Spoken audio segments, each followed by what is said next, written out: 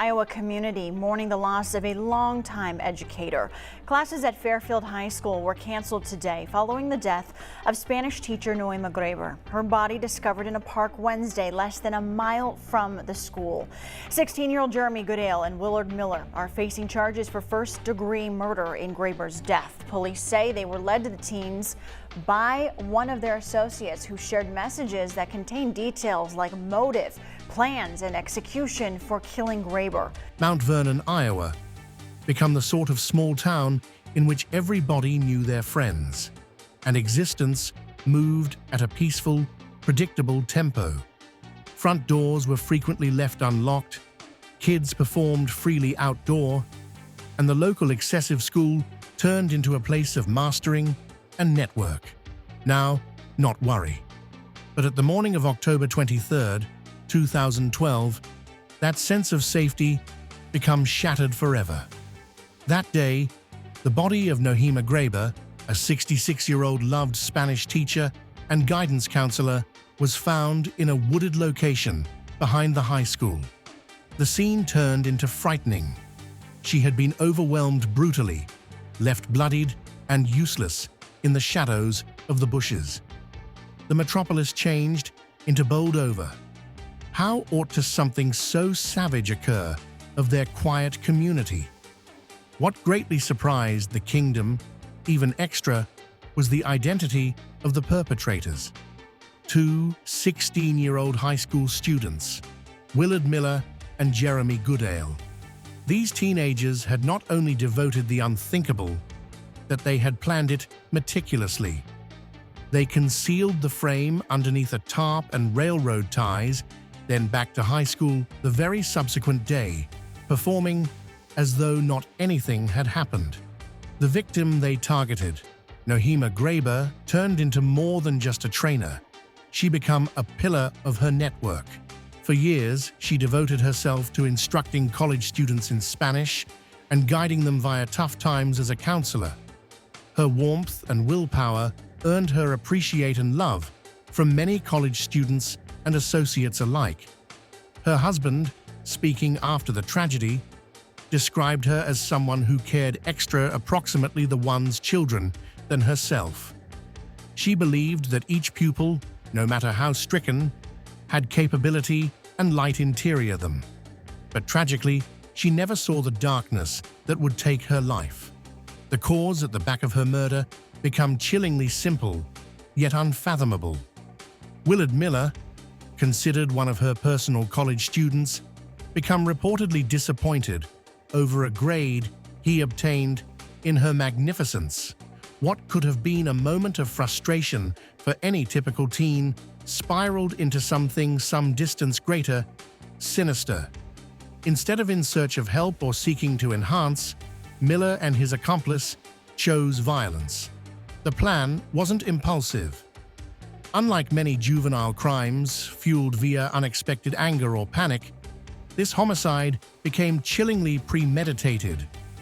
Investigators exposed Snapchat conversations among Miller and Goodale that found out a chilly, calculated plan. The teens mentioned their intentions with the detachment of strategists, in preference to the remorse of troubled youths. The messages specified while and wherein the homicide might take place, how they could bring it out, and even how they could cover up the crime later on. They spoke about bringing the frame deep into the woods and planning alibis to keep away from suspicion. This wasn't a spur-of-the-moment act. It became an assignment they meticulously plotted over weeks. The informal tone in their messages, joking approximately the murder as though it had been a recreation, exposed a disturbing loss of empathy and a dangerous sense of entitlement. The execution. On the day of the murder, the plan became put into horrifying motion. Surveillance pictures later showed Noema Graber taking her traditional afternoon stroll near the high school, a routine that would tragically grow to be her final. Willard Miller and Jeremy Goodale, armed with a baseball bat they had brought with them, ambushed her. The assault became brutal and speedy.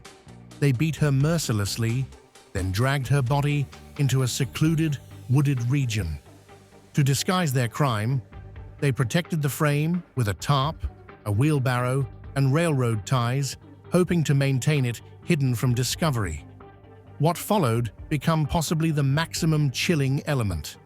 After committing this savage act, the two teens returned domestic, ate dinner, went to sleep, and attended college tomorrow as if nothing had come about. Their ability to compartmentalize this kind of bad crime revealed an annoying emotional detachment, the first mistake. Despite their careful planning, the young adults made important errors that brought about their downfall. The very generation they used to plan the homicide became the important thing to their capture. One, in their telephones, pinged mobile towers near the homicide website on the time of the crime, putting them at the scene beyond doubt. More damning had been the Snapchat messages recovered by means of investigators. Screenshots of the teenagers bragging and coordinating the homicide became irrefutable proof. Their notion that they could outsmart the gadget became their first and fatal mistake. The discovery of Noima's body and the digital trail left behind unraveled their alibis and uncovered their blooded crime to the sector. This chapter explores how technology, often visible as a double-edged sword, played a vital function in handing over justice, and how overconfidence can lead even the most calculated criminals to slip up. The interrogation room. When police delivered Willard Miller in for thinking, the mental warfare started out. Interrogations are not pretty much records. They're a recreation of thoughts, emotion, and stress. Miller, to start with, denied any involvement, claiming he became domestic at some point of the time of the homicide. His calm, rehearsed story regarded designed to deflect suspicion. But detectives had a mystery weapon: the digital proof. When confronted with the Snapchat messages and call region records, Miller's composure started to crack. His story shifted, claiming he had seen Noima, however wasn't accountable for her death. The inconsistencies in his statements raised red flags. Meanwhile, Jeremy Goodale's clear-up broke tons quicker. Under pressure, he confessed in Element, describing the murder and implicating Miller as the mastermind. The conflicting money owed between the two teens found out cracks of their alliance and uncovered the truth. The interrogation room have become a strain cooker, wherein silence weighed closely and each word mattered. Miller's partial admissions most effective deepened suspicion, even as Goodale's confession painted a chilling photo of cold-blooded planning. National shockwaves news of the murder unfold like wildfire beyond Mount Vernon. The story gripped the nation. Two white center-class teenagers brutally murdering a beloved Hispanic instructor over a grade. It wasn't just against the law. It had become an image of deeper societal problems. Media shops dissected each detail, sparking debates about adolescence violence, racial tensions, and entitlement. The concept that two reputedly ordinary youngsters ought to commit this kind of terrible act challenged many assumptions approximately crime and innocence. Communities across the USA had been shaken. Parents questioned their personal youngsters' conduct. Schools revisited safety protocols and intellectual health sources. The story became a cautionary tale about the hidden dangers lurking within the digital age. Psychology of a teen killer. Forensic psychologists weighed in, reading what drove Miller and Goodale to dedicate one of these brutal crimes. Their diagnosis was grim, a risky cocktail of narcissism, entitlement, and a chilling loss of empathy. Both young adults exhibited trends of narcissistic character disease, believing themselves superior, immune to results, and disconnected from the ache they precipitated. Their Snapchat messages, joking about homicide like it turned into a video game, found out emotional detachment and desensitization. Experts mentioned the absence of remorse as a key red flag. Instead of feeling guilt, the teens seemed to experience their energy over life and loss of life. This mental profile helped provide an explanation for their bloodless, calculated behavior, however, additionally raised questions about early warning symptoms and intervention. Tried as adults despite being handy as 16, both Miller and Goodale were charged as adults with first-degree homicide, a choice reflecting the brutality and premeditation concerned. Iowa law lets in this in superb cases, and prosecutors argued that those teens were not children who snapped, but bloodless, calculating killers. In court, the Snapchat messages have been examined aloud, painting a demanding image of planning and callousness. Jurors heard how the teenagers discussed the homicide with chilling detachment and how they tried to cow their tracks. Defense attorneys argued dwindled capacity, suggesting immaturity and negative judgment. But the overwhelming proof made it clear.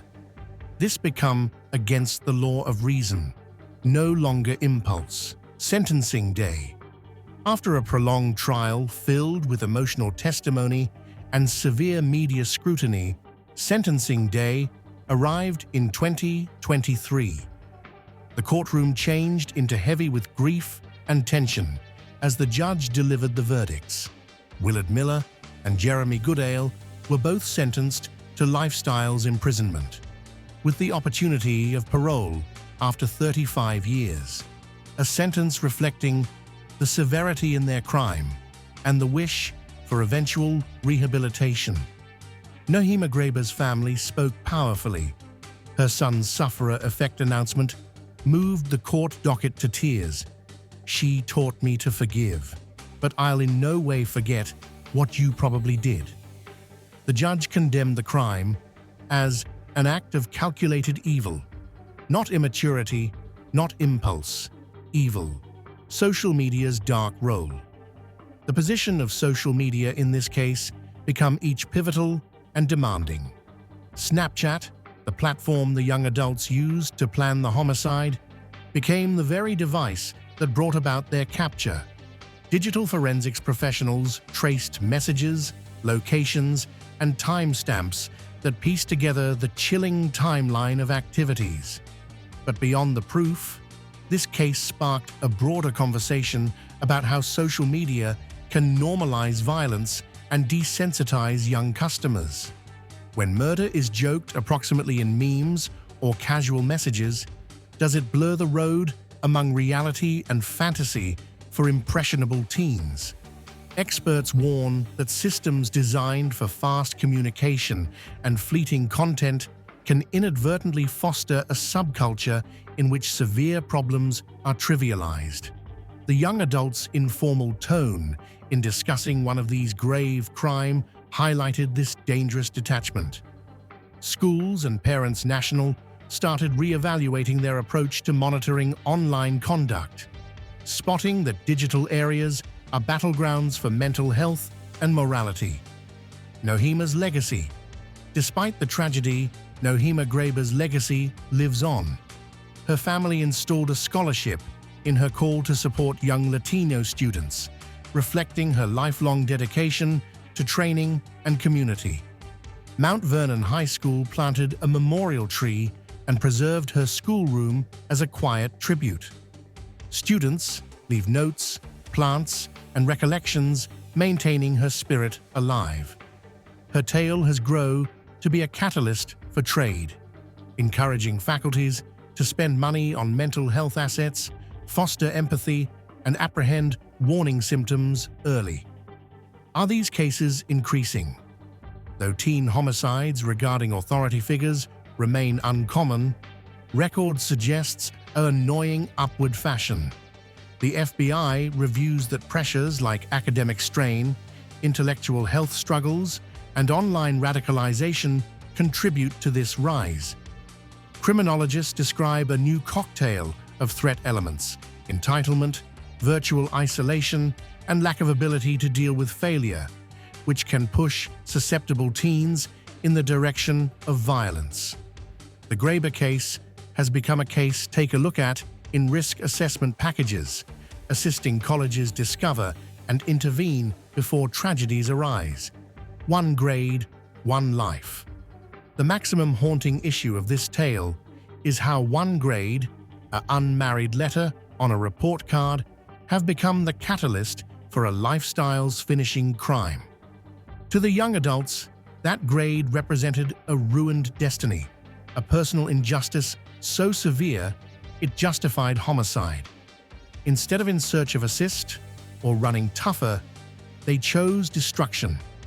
It's a sobering reminder that at the back of each statistic is a human existence, and that empathy, support, and communique are vital to save you such tragedies.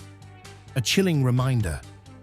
The story of Willard Miller and Jeremy Goodale is a stark warning. Evil doesn't continually wear a mask. Sometimes it hides in plain sight, in classrooms, hallways, or even in the back of smartphones. It demanding situations us to rethink how we educate, protect, and help our kids. It calls for vigilance in spotting cries for assist, no matter how small. Because while two teenagers can plan a murder with a telephone and a baseball bat, every moment, each verbal exchange, and each intervention matters more than ever. In The Quit, this wasn't just a story approximately against the law. It became a tale about a society compelled to confront a scary query. How does someone so younger turn out to be capable of something so darkish? Behind the headlines, below the courtroom drama, and beyond the mugshots lies a trail of broken, agree with, ignored warnings, and unhealed wounds. We regularly look for closure in memories like this. A purpose, a label, something to assist us make feel of the senseless. But maybe the maximum terrifying reality is this. On occasion, there may be no pleasing solution. Just a shattered family, a grieving community, and a teenager all the time, described by using a second that could by no means be undone. And as we flip the final page in this chilling case, one thing turns into clean. Evil would not always wear the face we count on. Sometimes it walks our hallways, sits in our lecture rooms, and stares again at us with harmless eyes. Thank you for staying with us via this tough journey. Stay aware, stay compassionate, and certainly in no way underestimate the silent storms brewing behind a quiet smile. We'll see you in the subsequent story.